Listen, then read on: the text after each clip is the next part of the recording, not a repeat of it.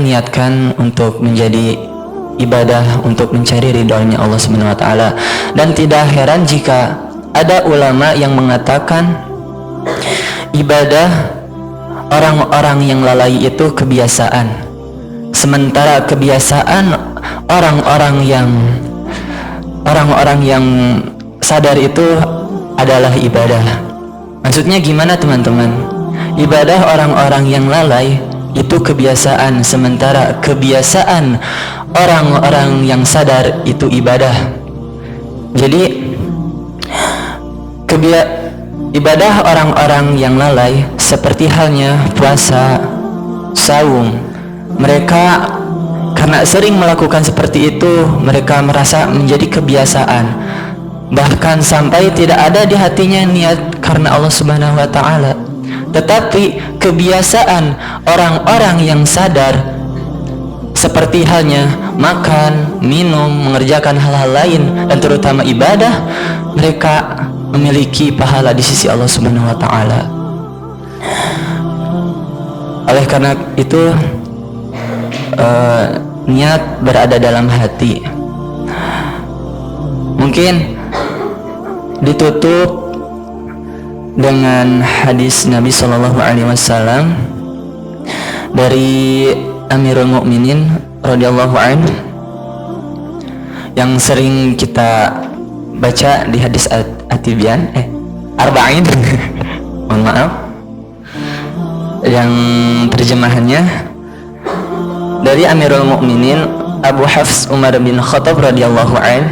Dia berkata, saya mendengar Rasulullah Shallallahu Alaihi Wasallam bersabda, sesungguhnya setiap perbuatan tergantung terhadap niatnya, dan setiap orang akan dibalas berdasarkan apa yang dia niatkan.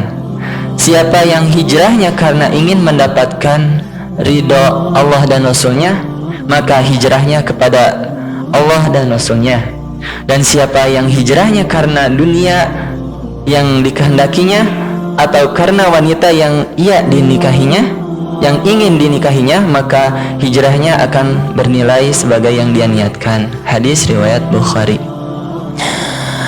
Alhamdulillah, mungkin cukup segitu yang dapat saya sampaikan, khususnya penyampaian ini kepada diri saya pribadi untuk selalu saling mengingatkan. Dan jujur,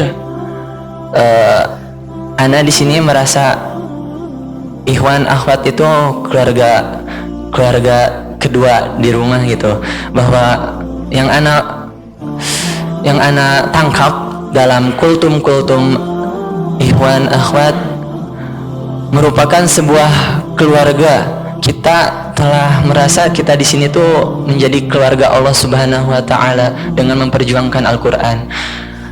Di antara setiap kultum yang kalian bawakan tentang sebuah kisah-kisah atau cerita pribadi atau mengenai ilmu, tidak lain karena kita ingin mengamalkan ilmu, karena kita sayang kepada teman-teman, dan terutamanya kita sangat berharap Allah mencintai kita.